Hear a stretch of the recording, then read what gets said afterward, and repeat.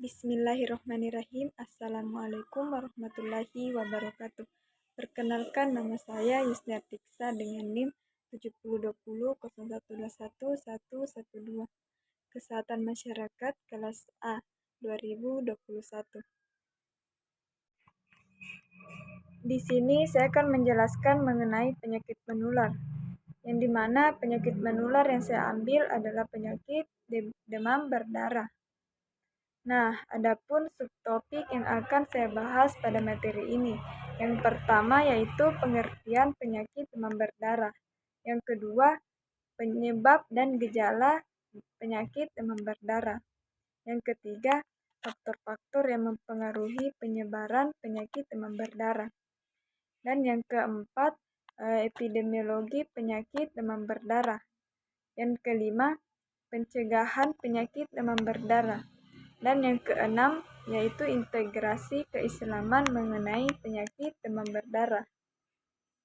Nah, materi yang pertama yaitu pengertian demam berdarah, yang dimana demam berdarah adalah suatu penyakit menular yang disebabkan oleh virus dengue dan ditularkan oleh nyamuk Aedes aegypti yang ditandai dengan demam mendadak 2-7 hari tanpa penyebab yang jelas.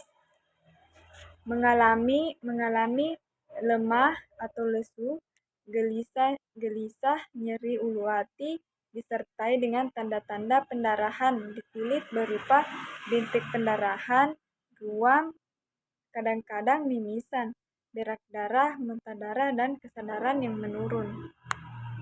Materi selanjutnya yaitu penyebab dan gejala demam berdarah, yang dimana penyebab demam berdarah yaitu virus dengue yang disebarkan dengan perantara nyamuk Aedes aegypti atau Aedes albopictus. Nah, nyamuk ini berkeliaran di mana-mana secara bebas dan gigih mencari mangsanya demi keberlangsungan hidupnya. Nyamuk Aedes ini menggigit atau mengisap darah secara berganti-ganti, sehingga dalam waktu yang tidak begitu lama, banyak penderita yang terinfeksi virus dengue. Selanjutnya, gejala demam berdarah. Nah, gejala demam berdarah yang pertama yaitu demam tinggi mencapai 40 derajat Celcius. Yang kedua, nyeri kepala dan nyeri pada bagian belakang mata. Yang ketiga, pembengkakan kelenjar getah bening. Dan yang keempat, ruam kemerahan sekitar 2-5 hari setelah demam. Dan yang kelima, kerusakan pada pembuluh darah dan getah bening. Yang keenam, pendarahan pada hidung, dari hidung, gusi, atau di bawah kulit. Yang ketujuh, nyeri pada sendi atau otot dan tulang. Dan yang delapan, nafsu makan menurun dan mual dan muntah. Materi selanjutnya, faktor-faktor yang mempengaruhi penyebaran demam berdarah. Nah, yang pertama yaitu faktor manusia, yang dimana manusia yang berhubungan dengan penularan DBD, antara lain umur, suku, kerentanan, keadaan sosial ekonomi, kepadatan penduduk, dan mobilitas penduduk. Yang kedua, yaitu faktor nyamuk penular.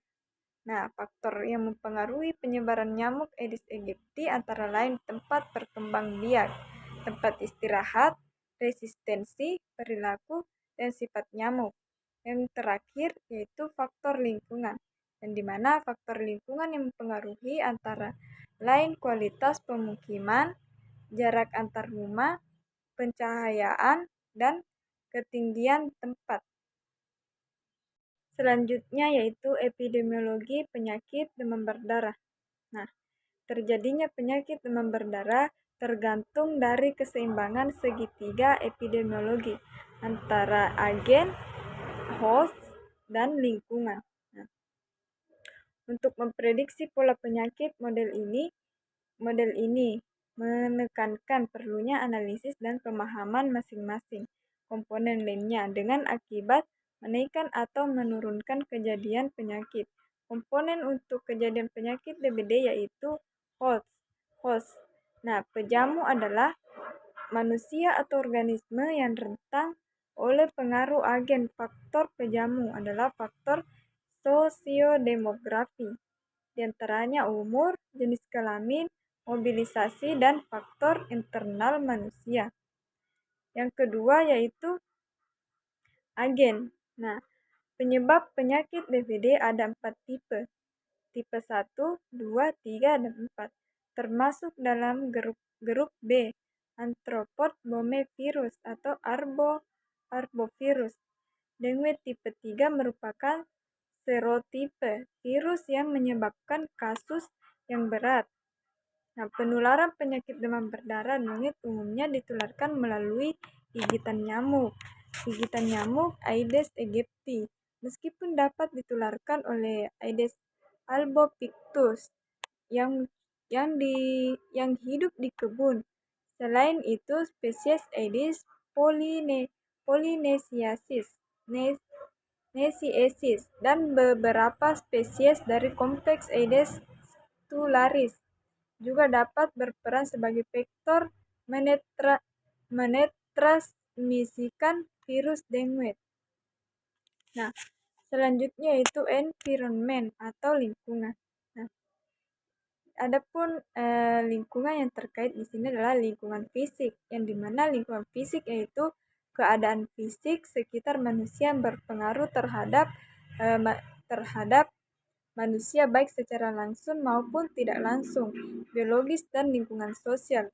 Faktor lingkungan fisik yang berpengaruh terhadap kejadian DBD antara lain yang pertama suhu udara. Nah, nyamuk dapat bertahan pada suhu udara yang rendah, tapi metabolisme nyamuk menurun atau bahkan berhenti bila suhunya turun di bawah suhu krisis pada suhu yang lebih tinggi 30 derajat Celcius. Juga mengalami perubahan dalam proses fisiologis. Rata-rata suhu optimum untuk pertumbuhan nyamuk adalah 2-35 derajat Celcius. Pertumbuhan nyamuk akan berhenti sama sekali bila suhu kurang 10 derajat Celcius dan lebih dari 40 derajat Celcius. Menurut Depkes Republik Indonesia. Nah, yang kedua yaitu kelembapan. Nah, kelembapan relatif dari suatu campuran udara dengan air didefinisikan sebagai resiko dari tekanan parsial uap air dalam campuran terhadap tekanan uap jenuh air dan temperatur air. Nah, yang ketiga yaitu curah hujan, yang dimana curah hujan tinggi menambah jumlah tempat perindukan nyamuk alamiah. Yang kedua, lingkungan sosial. Lingkungan sosial yang berpengaruh terhadap kejadian DBD adalah kepadatan penduduk dan mobilitas. Kepadatan penduduk yang tinggi akan mempermudah terjadinya infeksi virus dengue karena rendah yang berpenduduk padat akan meningkatkan jumlah insiden kasus demam berdarah tersebut. Sedangkan mobilitas penduduk memegang peranan penting pada transmisi penularan infeksi virus dengue.